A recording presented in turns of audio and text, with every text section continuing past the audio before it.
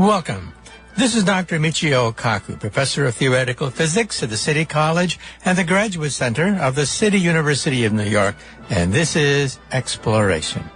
Every week on Exploration, we discuss the fascinating world of science. And today, once again, leading off, we're going to summarize some of the top stories in science. Well, the lead story today, and in fact, the lead story around the world, concerns the historic meeting between the heads of the United States and North Korea. In fact, for 50 years, the two countries have been locked in a very hostile dance. And the question is this the way to break the stalemate? So we'll talk about the pros and cons of this historic meeting between President Donald Trump and Kim Jong-un. And we should also say that the media, much of the media simply yawns and says, well, there's nothing new. We knew it all along. Nothing great. Well, I tend to disagree with this. I think there was a historic breakthrough made, and now we're entering the next phase. The next phase concerning whether or not we can verify the denuclearization of Korea. That chapter in this historic summit still has yet to be written. And also we'll say a few things about Mars. NASA played coy last week, saying that there was big news concerning the red planet. Big news that'll make headlines. It did, but the question is, what does it mean if NASA finds evidence of complex carbon organic chemicals on Mars?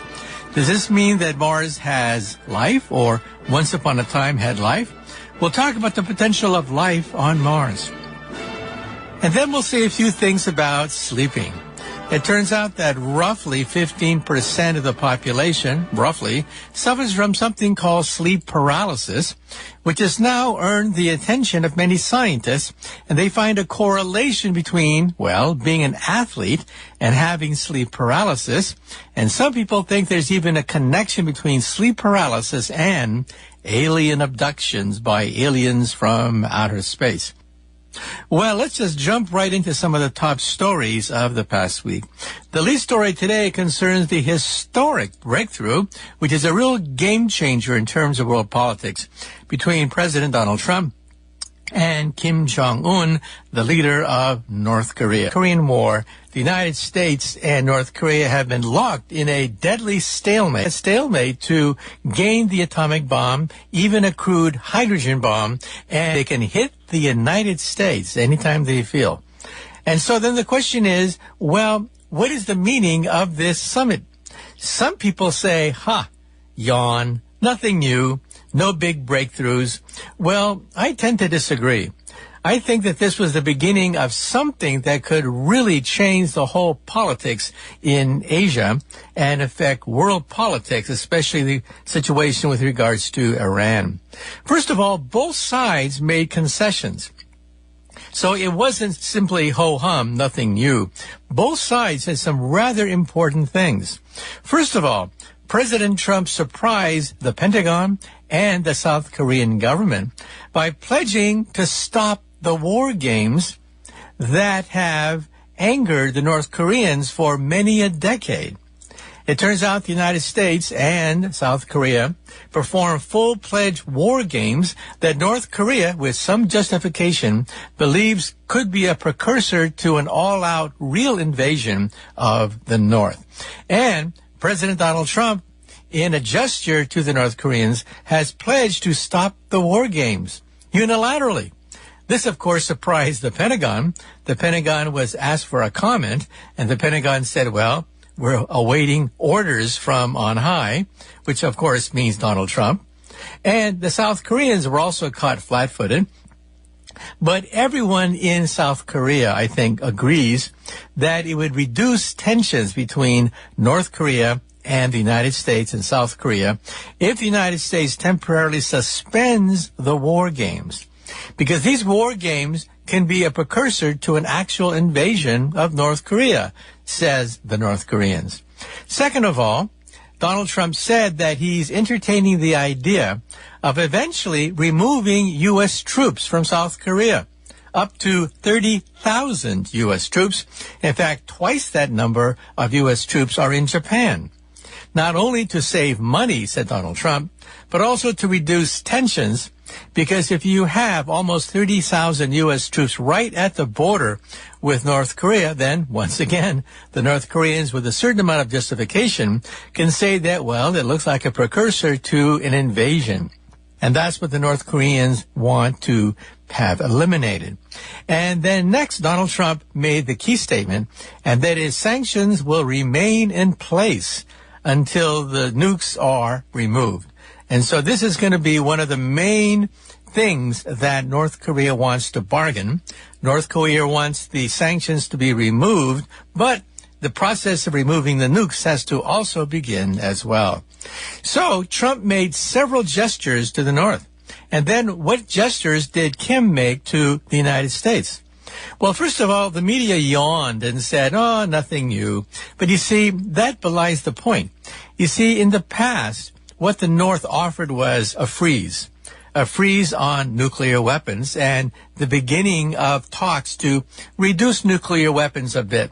However, now we're talking about denuclearization, complete, irreversible denuclearization. This is now on the table. It wasn't really on the table before. People would give lip service to a degree. But now the process could be being initiated, especially given the fact that North Korea blew up most of its nuclear test site. Now, to be fair, we should point out that satellites that have photographed every square inch of North Korea shows that the nuclear test site used by the North Koreans collapsed because of the enormous impact of its small hydrogen bomb that it detonated. So that hydrogen bomb actually disturbed the geology of the mountaintop, and the mountaintop collapsed. So in some sense, it was not a grand gesture that the North Koreans blew up its nuclear test site, but the very fact that it did so rather than lying about it, I think shows good faith, at least in this instant, that North Korea is serious about engaging in talks concerning denuclearization. And then what's also on the table is the end of the Korean War. I mean, think about that. It's been over 50 years since the armistice was signed between the North and the South. And now, after over 50 years, people are talking about ending the Korean War. Now, so far, so good. We're off to a good start, and it represents two different strategies. One commentator said something rather interesting on TV. He said that historically, when the United States, South Korea, and North Korea engaged in talks, it was always bottom up. That is, the staff met first. The staffs of the two powers would spend months, years going all over all the small details.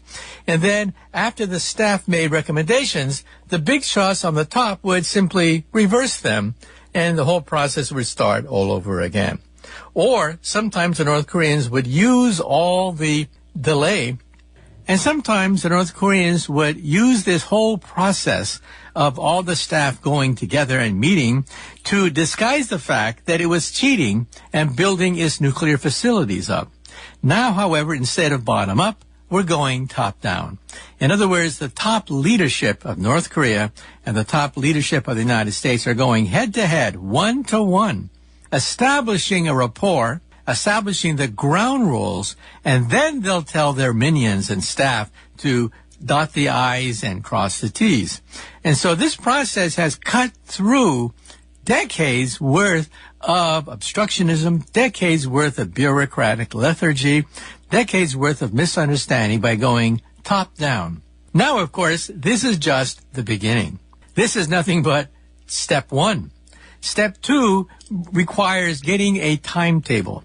In other words, now that North Korea has said that it is open to the idea of denuclearization, then the question is timetable. Specifically, what does it mean to denuclearize? What is the pace? What's going to be denuclearized? And then the question is, as denuclearization progresses, will the United States begin to ease up on sanctions? And so this is step two. It's going to be a very long process because we're going to have to go reactor for reactor, nuclear waste site for nuclear waste site, nuclear testing area for nuclear testing area. All the things have to be looked at and cataloged to make sure that they don't cheat like they did in the past. And so step two is going to be onerous. And step three is, how do you verify everything? Once you got the timetable in place, once you begin the process of denuclearization, then the question is, how do you prevent cheating? The key word is irreversible. How do you make sure that they suddenly don't revive their nuclear weapons program? How do you make sure? Well, that's step 3. And so I think the media is too harsh on this whole question. We're witnessing a historic breakthrough where the very ground rules have shifted, meaning that the two powers in the United States and North Korea have at least agreed on a basic framework to begin the process of creating a timetable and the whole question of verification, which of course will be done by staff. And so I think that a tremendous breakthrough was made. And then a long-term process involves human rights violations. Just remember that when Nixon went to China back in the 1970s, that changed world history. World history was altered when the leading anti-communist in the United States went and visited Chairman Mao, the leading communist in the world, and they found some common grounds, and that changed world history. But human rights violations, you can argue, are still going on even today, even though China has liberalized its economy and liberalized much of its social relations between the government, the army, and the people. And now let's say a few things about outer space, specifically the planet Mars. A few years ago, when the $2.5 billion Mars Curiosity rover was drilling into the soil of Mars, NASA announced that there's going to be a tremendous breakthrough, a press conference that's going to change the whole discussion around the planet Mars. But then something happened. We had a setback. The drill broke. It turned out the drill, which was drilling right into the Martian rock, well, the drill had a motor, and the motor petered out. As a consequence, for 2 years, people have held their breath, wondering what was that press conference that NASA was about to make, but then delayed it because they had this tremendous setback. Well, NASA finally owned up and said, yes, they're going to have that press conference. And the press conference was, in fact, a game changer, but it was not exactly the revolutionary discovery that was advertised. First of all, they were able to jury-rig that drill. That drill is still broken, but from a distance of millions of miles, NASA was able to communicate with the Curiosity rover and jury-rig the drill so that it began operations drilling into the Martian rock, getting powdered samples of the interior of the planet Mars. Well, given that fact, NASA then had this long-awaited press conference, and they announced that, yes, it's going to be very important. First of all, I hate to be a party pooper, but NASA did not announce the discovery of life. First of all, the Mars Curiosity rover, it had its principal mission, which was to find evidence of microbial life. NASA has long since abandoned hope of bumping into Martians or Martian civilizations. It has much more modest goals, picking up Mars.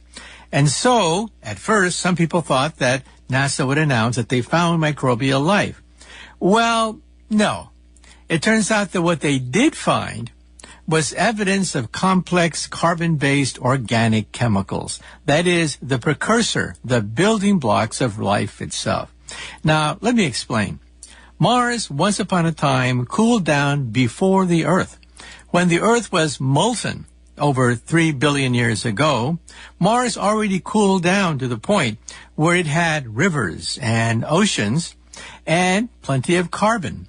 Now, why carbon? Carbon has 4 bonds. And because it has 4 bonds, it can join with other carbon atoms to form long chains. And these chains can become hydrocarbons or the precursors of organic chemicals. It turns out that amino acids are the building blocks of proteins, and the hope was that amino acids would be found on Mars. Not proteins, but the building blocks of proteins. Well, it turns out that even on the planet Earth, when you find meteorites and cut them open and then analyze the interior of these meteorites, bingo, you find remnants of amino acids. And in fact, when you look at nebula, that is gas clouds, many, many light years in outer space, in deep space, and analyze them through a spectrograph, what do you find? Evidence of amino acids, the precursors of proteins, which in turn makes up most of our body. And so the hope was that NASA would find evidence of amino acids. Well, not quite. What NASA did announce was the fact that they found evidence of complex carbon-based organic chemicals. In other words, the precursor of the precursor. They did not announce the discovery of amino acids, but they did say they found evidence of complex carbon-based organic chemicals. Now, realize that Mars once had a great ocean that it lost roughly 3.5 billion years ago. So Mars probably had a great ocean and rivers and streams for about 500 million years. And then the question is that long enough to get DNA off the ground? You see, DNA is not a protein. Proteins are quite complicated, but DNA is the stuff of life. Why? Because it can make a copy of itself. It is self-replicating. And every time it makes a copy of itself, it copies the code of life, which is embedded in the sequence of molecules along the chain. So that would be the key to finding life on Mars. Well, they didn't find that, but they did find evidence of complex carbon chemistry, which indicates that Mars once had conditions conducive to forming DNA and eventually microbial life. So we're not there yet. In fact, perhaps the rovers of the future will have more ability to sample soil and drill into the soil of Mars. For example, NASA is already thinking about putting a helicopter on Mars. A helicopter on Mars would have to spin much faster than a helicopter on the Earth because the air on Mars is so thin. Atmospheric pressure on Mars is 1% that of the atmospheric pressure on Earth. So from our point of view, the atmosphere of Mars is almost a vacuum. And it's made out of carbon dioxide, not oxygen and nitrogen like on the planet Earth, but carbon dioxide, which is suffocating to a human. And so with a helicopter, however, NASA would be able to rapidly comb the surface of Mars looking for areas where there was once upon a time flows of liquid water. In fact, the Curiosity rover is stationed near the Gale crater. And why is that? Because there seems to be some evidence that once upon a time water flowed freely in that area. And that's why they chose the Gale crater to concentrate on in their search for evidence of potential microbial life. So with a helicopter, NASA would be able to scan the entire surface of Mars and then pick and choose where to drill, pick and choose where to look into the center of Mars using seismographs and using drills. So in other words, we're not there yet, but we're making progress toward one day showing that Mars perhaps had the conditions conducive to create microbial life. Also in the news, sleep. That is, scientists are now focusing on some of the mysteries concerning sleep, which is ironic, of course, because we humans spend almost half our time sleeping, and yet we know so little about the nature of sleep, why we sleep at all, why do we dream. In fact, on Exploration, I had one of the world's leading scientists about dreams and sleeping, and I asked him, why do we dream? And he said, quite frankly, that after centuries of speculation and research into sleeping, we still don't know why we dream. However, one study, which is quite interesting, came out of the University of Arizona recently, and it concerns athletes. It turns out that roughly 15% or so of the human race suffers from something called sleep paralysis. Maybe you, in the audience, suffer from sleep paralysis. First of all, when we dream, we are paralyzed. That's right, we are paralyzed when we dream. Because if we weren't paralyzed, we might act out our dreams and cause all sorts of havoc in the process. In fact, some people have been known to chop wood, drive cars, and even kill their wives while they were dreaming because they argued before a jury that they suffered They were long-term chronic sufferers from sleep paralysis. Well, it turns out that these people who have sleep paralysis, when they wake up in the morning, they're still paralyzed. Now, when we wake up in the morning, that is the average person waking up, the paralysis is gone, the memory of the dream is gone. But these people still have remnants of the dream, and they are paralyzed when they wake up, and they are frightened. They have this mental image that there is an animal or some kind of ogre or gremlin sitting on their chest, bearing down on them, making them paralyzed, causing them to be frightened. Well, when you do a brain scan of these people, you find that the amygdala is stimulated. The amygdala is the seat of emotions, especially fear, and that's where nightmares come from. So it turns out that the average person, when they wake up, well, the paralysis is gone, the dream is gone, but for those people who suffer from sleep paralysis, they're still dreaming when they awake, and they are still paralyzed, and they have this mental image that there's an animal sitting on their chest. Now, when I teach astronomy at the college, I have several hundred students, and I ask them, what fraction of you people suffer from sleep paralysis? And sure enough, every time I ask that question, about 10% of the class raises their hand and says that they have sleep paralysis. One person told me that when she wakes up in the morning, she has this image of a cat, a large cat staring down on her, and she's paralyzed and she's frightened as a consequence. During the Victorian era, in fact, there are paintings. You can Google this. There are paintings of women waking up in the morning with a gremlin standing on top of their chest, staring down on them. And this is a motif that was very common during the Victorian era, and they're paintings reproducing this fear. Now, what causes it? Why do we have it? We don't know.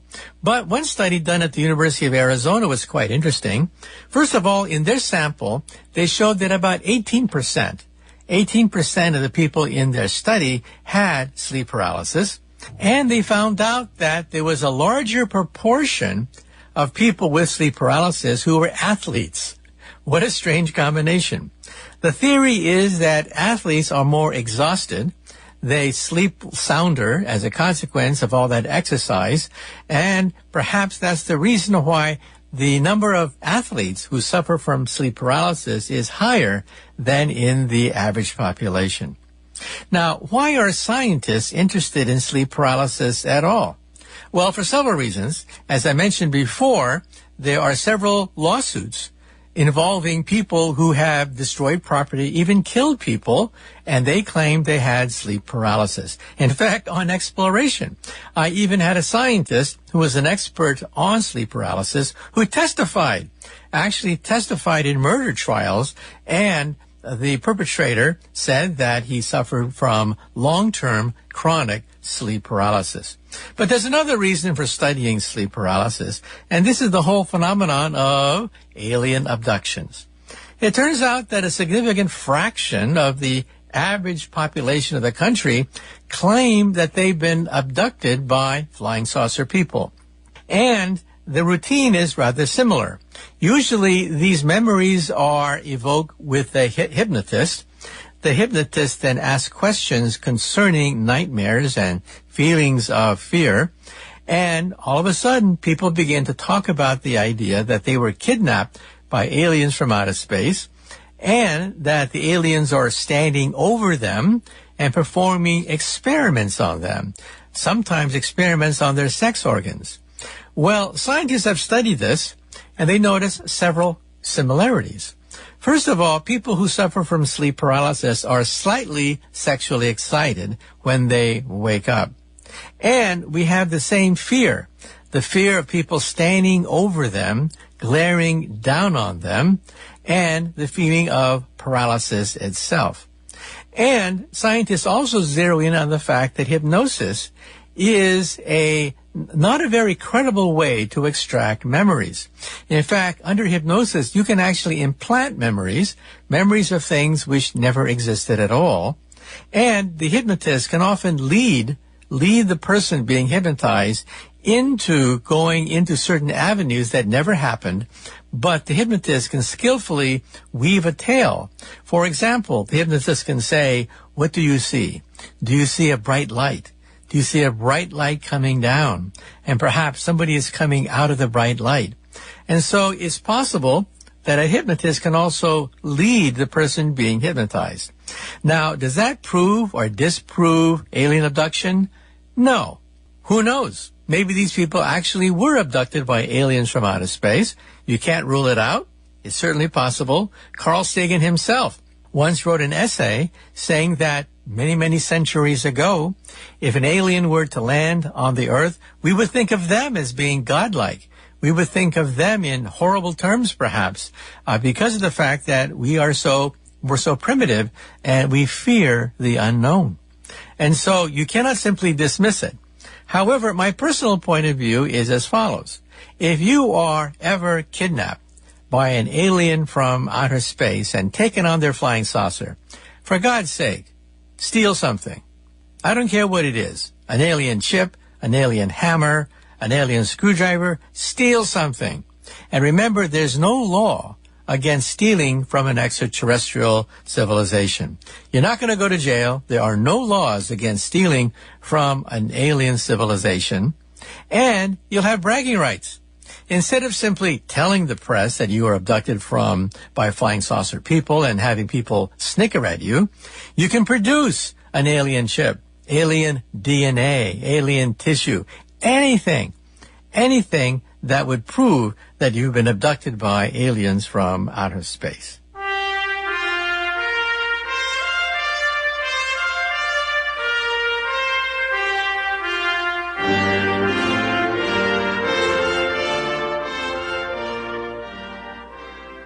Well, I'm afraid that's it for the first part of Exploration. In the second part of Exploration, we're going to continue our discussion about sleep paralysis.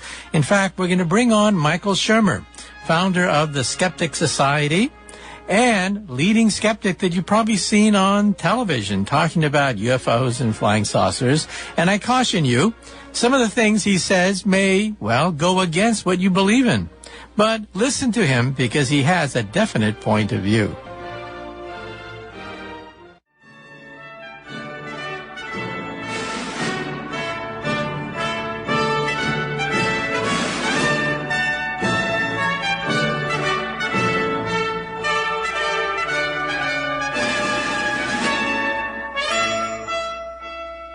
Once again, this is Dr. Michio Kaku, professor of theoretical physics at the City College and the Graduate Center of the City University of New York.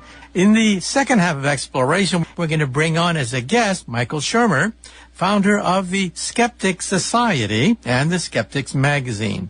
Now, before we begin an interview with Mr. Shermer, let me give you a cautionary warning. Some of the things he says may disagree with how you view reality. Well, listen to him. In other words, he may have a different point of view. He may even get you angry about some of the things that he talks about. But, hey, look, he has a point of view, and his point of view is well worth listening to. The first question for you, Dr. Shermer, is explain to us the Skeptics movement. Well, we started the Skeptic Society and Skeptic magazine in 1992, but there's been for half a century a skeptical movement that was kind of begun by Martin Gardner and James Randi and others when the whole business about Uri Geller and the spoon-bending psychic stuff was picking up steam in the 70s. That's when the modern skeptical movement really took off. And our magazine, the purpose of it is to, two things. Really, we are debunkers, let's face it. There's a lot of bunk out there, and part of our job is to, like trash collecting, it's a dirty job, but somebody's got to do it. And so that's part of it. But to me, that's not the most interesting thing. I mean, like lining up the claims of the creationist or 9/11 conspiracy people or whatever and answering them one by one is something somebody needs to do, and that is what we do. But on a larger scale, I'm more interested in the power of belief, how belief systems work, how people come to believe such weird things. I wrote a book about this, why people believe weird things. I mean, it is an interesting question, particularly smart people. College professors believe weird things. And So how does that happen? I mean, if they're so smart, what's going on here? And the short answer, as it turns out, is that most of our beliefs are held for non-smart reasons. That is, psychological, emotional commitments that we make depending on our peer groups and mentors and where we were raised and the beliefs of our parents and things like that. And then we back up into the beliefs using rational arguments to justify them after we already hold those beliefs. And so that's something I've learned in this job. And I guess there's no gene for rigorous scientific thinking, right? I mean, no one's born by saying that things have to be falsifiable, testable, reproducible.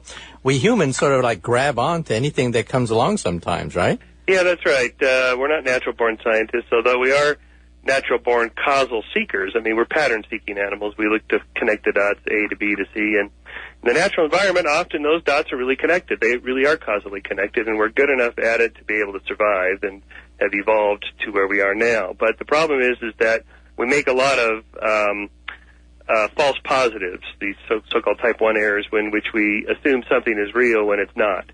And generally, it doesn't cost you anything. It doesn't take you out of the gene pool, and to assume that there's something there that isn't, like, let's say, if I spin 3 times to the left, it'll bring on the rain or be good for fertility or something like this. That doesn't cost me anything. It's not going to take me out of the gene pool. So we've inherited the capacity for superstition and magical thinking. And then it's only one small step from that to also assuming that other agents have intentionality. That is, agents like other animals, other people, other animals. You don't have time on the plains of the savannas of Africa to calculate whether that cheetah or that lion is interested in you or not. The safest thing to do is just always assume he has intention, and the intentions are bad. And so run like hell. And so if all agents have intention, which is an easy assumption to make, then it's a small step to assuming so does the inanimate world. Planets, rocks, trees, the lightning, clouds, they all have intention too. And something with intention is an agent, a being, a god, if you will. So there you see how we get from animism to polytheism to monotheism. That is, we assume that there's some causal agent in the universe at work, and that today we call God, but other people and other times call it something else. Now, I understand that some brain scientists have looked at something called epileptic lesions, damage to the brain, whereby people see causal things everywhere in the universe if they suffer from epileptic lesions. If it rains, it's because they did something bad the other day. It's a punishment. Almost anything around them has some kind of supernatural causal basis to it. And this can actually be induced artificially, I understand. Yeah, this is the work of several scientists. Ramachandran at UC San Diego does stuff on temporal lobe seizures and how that generates incredibly intense religious experiences, including the hearing of voices and whatnot. There's a guy named Michael Persinger at Laurentian University who I went and did this. He puts this helmet on your head and bombards your temporal lobes with electromagnetic patterns, waves of patterns, and he's able to generate very, very mild, out-of-body experiences and the sense presence in the room. You're in this little isolation room that's completely quiet. And so by doing that, he hopes to try to replicate how it is that some people have these remarkable experiences. But I don't think that explains why people believe in God, because the average person who says they believe in God, 92% of Americans say they believe in God. Most of them don't hear voices. They're not talking to angels. They're not sensing aliens or angels coming into their room and nothing like that. They believe because they were raised to believe. They were raised in a Christian culture. Most of their parents are religious, and that's why most people believe. It has to do with psychology and culture more than anything else. And also, you said it doesn't take you out of the gene pool to believe in these things, but doesn't it actually strengthens your chance of survival to complete the dots? I mean, if you think you see a tiger in the forest, you complete the dots and you say, oh, there's a tiger there, right? Yeah, that's right. But 9 times out of 10, there's no tiger. Yeah. There's no face on Mars. There's no Donald Duck in the clouds in the sky. But the brain says, by God, it looks like Disney characters up in the sky. And the brain does that naturally because, in some sense, 1 time out of 10, it actually probably saves your butt, right? That's right. So magical thinking and superstitious thinking is actually just part of a larger, what I call a belief engine. That is, we just form causal connections and beliefs about everything. And sometimes they're true. They're true often enough that it helps us. But the rest of the time that they're not true, the false positives, so what? It doesn't really hurt us. So we've inherited that. It's never going to go away. I have job security at Skeptic. Okay. People will always be believing weird things. Okay. And let me ask you a personal question. Why get into this business? Because it's a thankless job. You probably get a lot of angry letters from fans of Bigfoot. You probably get a lot of angry people saying, how dare you question whatever. It's a thankless job. Why do it? Well, I do get some of those letters, but I get far more letters thanking me from scientists in particular who appreciate what we do on the fringes of science there and defending science and science education. And, you know, it's like they don't have time to do it. Scientists are busy doing their science, and so somebody has to do this. And also we're constructing a whole worldview, a scientific worldview, scientism, if you will. And in a sense, it's not an all-encompassing thing, but it does attempt to give some spiritual meaning to people's lives who don't believe in God. That is, I think, if spirituality is a way of being in the world in which you have a sense of awe and wonder about things bigger than you, what does that better than science? I mean, a Hubble Space Telescope photograph of the expanding galaxies and all that, wow, that's just incredibly awe-inspiring. So that's another thing that we do, is to try to be there for people as a resource that, you know, hey, there's other people out here who embrace this scientific worldview. Let's move on to some other topics, because your organization, of course, handles everything. What about those people on television at night getting a lot of response that say they can talk to dead people? And it's quite dramatic. You see them out there in front of an audience, and afterwards they're tears and crying and sobbing as the family members say, yes, yes, yes. We thank you so much. You have given us insight into our dearly beloved who just passed away. Yeah. Well, what are your thoughts about talking to dead people? Right. Well, it turns out anybody can talk to dead people. It's getting the dead people to talk back that's the hard part. I see. And that's all they're doing, really. Really, it's a show. It's a type of psychic, it's a type of magic called cold reading, mentalism, where you pretend or you fake or you appear to be talking to dead people. You appear to be getting information from the other side is what it is, and it's a trick. So, first of all, the people are prepped. They're ready. They're there because they want it to be true, so that makes it especially easy. Then you don't have to get a lot of hits. In fact, you only need to get about 1 out of 10 statements. We've done a lot of studies on these. In the course of a 1 hour reading, half hour reading, whatever, a psychic will say hundreds of things, 200 to 300 different comments and questions. And if they only get, say, half a dozen to a dozen right, the person going away is completely convinced. They'll come away and go, that's unbelievable. He got the name of my uncle, George, who passed over. Yeah, but if you actually look at the tape, he went through half a dozen to a dozen names before he got to George, or he didn't even say George. He said, I'm getting some sort of a father figure. Who is this, please? And then the person will say, oh, that's my uncle, George. He passed over. And then the guy will come back and say, like 10 minutes later, go, no, I'm getting somebody here. Don't tell me his name. It feels like an uncle. Is his name George? And the person will fall over just completely shocked that the psychic was able to get this. But in fact, he didn't get it. They gave it to him. And that's very typical of these kinds of things. So it's a trick. It's a cold reading. Anybody can do it with a little bit of practice, and nobody can talk to the dead. And also the audience, aren't they a little bit selfish? I mean, they want something. What they want is forgiveness because this person passed away with unresolved problems. And they want that reassuring statement that from on heaven, these people forgive you. And that's why they break down and sob. Yes. So isn't it, the audience, aren't they in some sense an unconscious partner in this whole thing, in the sense that they want something? They want forgiveness. Yep. Right. There's unsolved. Actually, if you do these things, I've done a couple of readings for TV shows and stuff. I always say something like that. There's some unfinished business here, isn't there? And the people, they cry, oh, yes, that's right. I wanted to tell him that I loved him. Something like that. Or, you know, I wrecked his car. I owe him money. I want forgiveness for sin. Something like that. But even more so, it's just sort of odd that if the dead really wanted to talk to us, why would they come up with the most inane things like he's telling me something about a red dress, or he's giving me his name. His name? He already knows his name. She knows his name. Can't we move on to something a little more important about the unfinished business? There are always these trivial little things, and that tells us that it's phony. And also, if you can really talk to the dead and understand their secrets, you would know where buried treasure is located. You know where all sorts of riches and wealth can be found. I always ask these guys, talk to Jimmy Hoffa and ask him where his body is.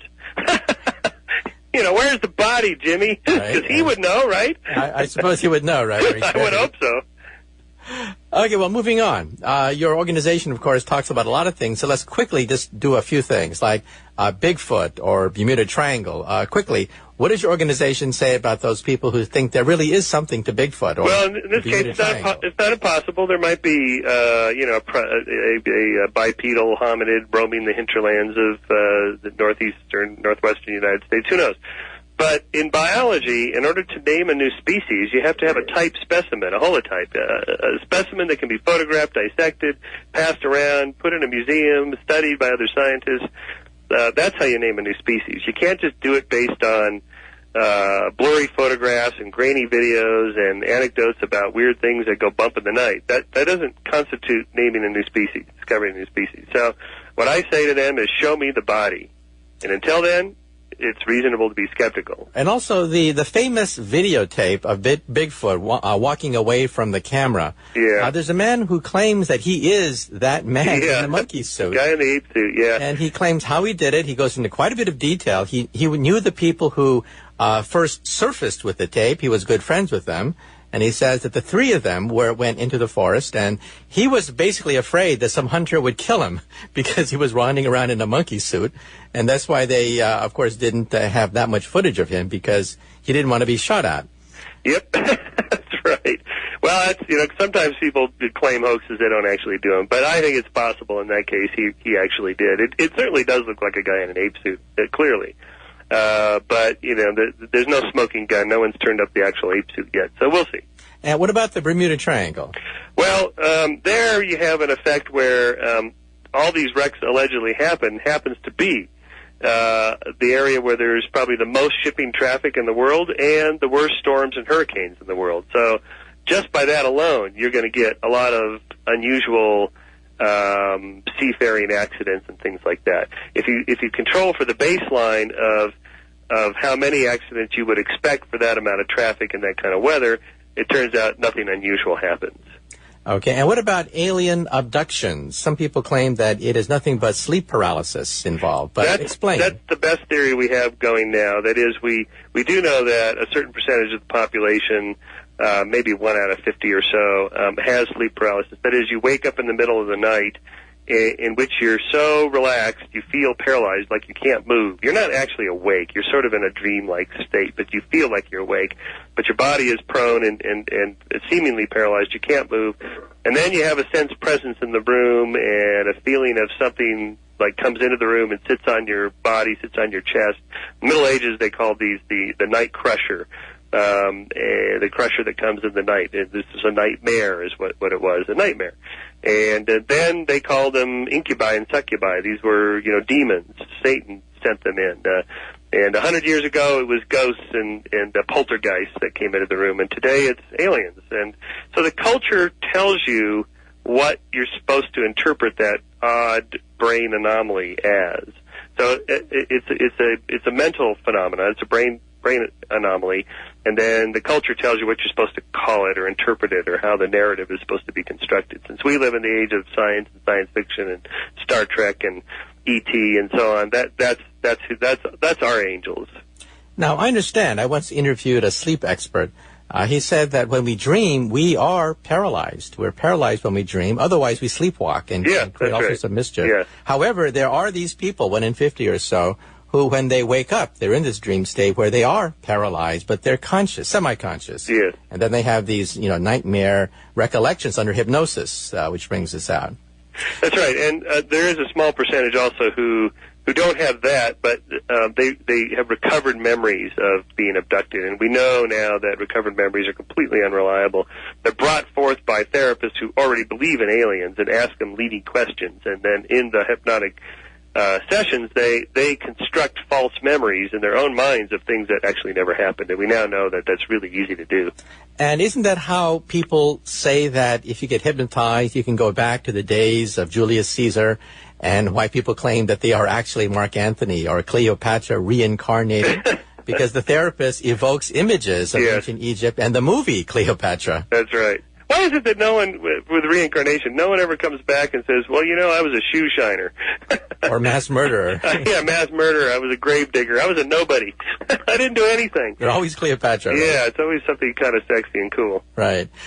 Okay, now, if you go to Europe, many Europeans are amazed that Americans are still fixated over this, the monkey trial of many decades ago.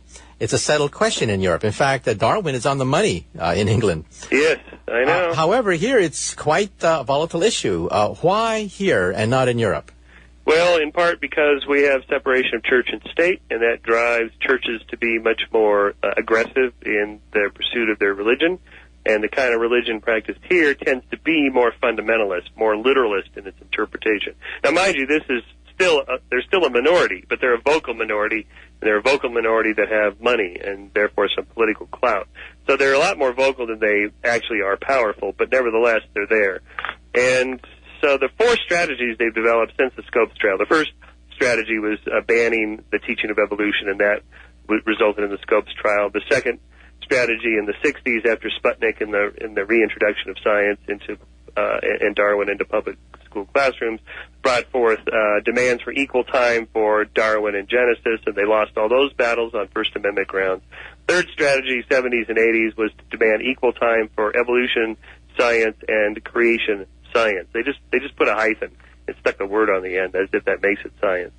And they lost those battles, including all the way to the U.S. Supreme Court in 1987, where the 9 justices voted 7-2 to uphold the Louisiana ban on equal time laws, and that killed creationism once and for all, or so I thought. But as it goes, creationism keeps evolving and mutating in new species, which it's not supposed to be able to do. And in the 1990s arose this intelligent design movement, which is not your father's creationism. It's much more sophisticated. It's done by guys with PhDs, some of whom actually have academic jobs, and they write books that are much more sophisticated than the old creationist books, and they have an agenda called the wedge in which they want to break down the wedge separating church and state, and it begins with the secular materialistic worldview, which they believe is embodied in science in general and Darwin in particular. So that's where they got this idea, is we have to topple Darwin and the theory of evolution to begin our long program of reintroducing Christianity into American public life. That is their goal. So whenever somebody pretends to be doing science, that's our bailiwick. That's what the skeptics do. We jump in there and say, okay, let's see your evidence. And so my book, I actually have a whole long chapter in which I have all of their arguments, the top 10 arguments they present and the counters to them. And then I go on from there, exploring their agenda and their motives and so on. Okay, well, let's talk about some of those. Some of the creationists claim that humans coexisted with the dinosaurs. The dinosaurs were wiped out by the flood, that the world is only 6,000 years old.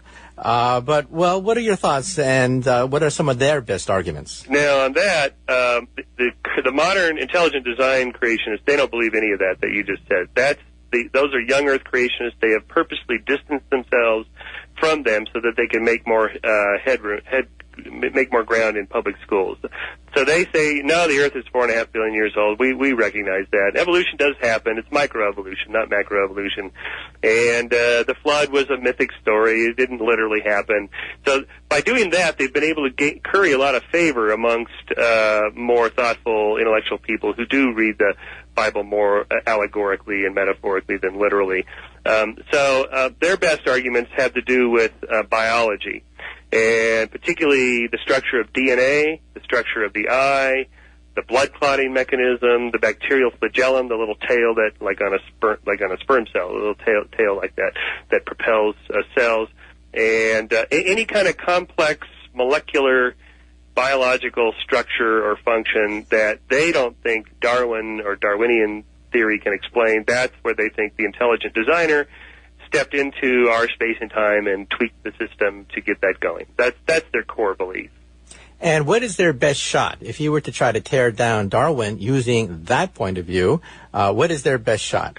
Their best shot is to try to find and Darwin himself said this in The Origin of Species, if somebody could show where it would be impossible to have a stepwise, gradual buildup of a structure or function, then my theory would be shot. So that's what they're always looking for. They call this irreducible complexity, some sort of system in which if you took out one part, it wouldn't work anymore. Therefore, it's irreducibly complex structure that can't work without all the parts. Therefore, how would a stepwise, gradual Darwinian method system build, say, an eye or a wing? Well, let's just take the wing, because that's such a classic one. We can certainly see what a fully functioning wing would do for an organism. It's adaptively functional. It's great for getting away from predators, catching prey, and so on. But what good would half a wing do, or 10% of a wing? How do you go from 0 wing to 1% of a wing all the way up to 100% of a fully functioning wing? Until you get to 100%, you can't fly. The answer is that it was not a poorly adapted wing along the way. It was a well-adapted something else, that something else being probably a thermoregulating device. Wings are terrific for gathering, collecting heat, or holding heat in next to the body. Wings are also terrific for, like in penguins, to use as submarine devices, that is, for controlling motion through the water. Wings are also good for, as it turns out, animals that are running along the ground, particularly if they're going uphill, can go faster if they push with their wings along the ground or just push the air back. They don't actually have to achieve flight at all. They get a terrific advantage for running speed. And we know about already gliding squirrels, for example. You don't have to have fully functioning flapping wings. You can use ersatz wings for gliding. And all of those are stepwise ways that you can get from no wing to fully functioning flying wing, because they were used for something else and then later co-opted for the current use that we see. And what about the eye? The eye, well, it's not true that the human eye, say, is irreducibly complex. If you took out any one part, it wouldn't work at all. That's not true. Lots of people have various vision disorders in which they can only see partially, but they can see partially, and believe me, they'd rather see partially than not at all. It does give them some advantage. So it's not true. And in any case, if you look at just the current animal kingdom, you will find a whole sequence of eyes, from the simplest you can imagine, a single eye spot on a very simple organism in which its only job is to turn on or off if there's any kind of light at all, to a handful of eye spots, to a little pit that has a whole bunch of eye cells, that is light-sensitive cells, that give a tiny bit of directionality to the light, to a deeper eye pit in which you get kind of a crude image forming. There's no lens yet, but a crude image forming on the pit that has all these light-sensitive cells, and all the way up to the modern mammalian complex eye. So there is already a stepwise sequence just in current animals, then you can reconstruct how that could have happened from the fossil record. And also from DNA, it used to be said in textbooks that the eye developed independently, evolutionarily speaking, many times in the past. But looking at the DNA, that's apparently not true. Looking at the DNA, apparently all the so-called independent developments of the eye came from one original gene, where I think it was sensitive to light because of the chemical rhodopsin. Yeah, that's right. And that then set into motion all the other eyes, which we see in the fossil record, so that misled us into thinking that the eye developed many times. But actually, it was just one mutation, yep. Hundreds of millions of years ago that set everything into motion. Yeah, it's remarkable what we've been able to learn from the new science of evo-devo, and how single gene mutations or chromosomal replications can increase the amount of complexity of an organism instantly, or start a whole new lineage of different structures, such as eyes or wings or something like this. A whole new set of body plans, for example, in the Cambrian explosion, that Gould writes about, the Burgess Shale. There's all these new experiments going on here, and that can happen from an explosion. So, in that sense, insisting that everything be explained by Darwinian, stepwise, very gradual, incremental steps is not always the case. And we know this now from modern genetics and evolutionary development. Well, I'm afraid that's it for Exploration. Once again, our special guest today was Michael Shermer, founder of the Skeptics Society. He has a column in Scientific American. And you can find more about him by going to the Skeptics Society website.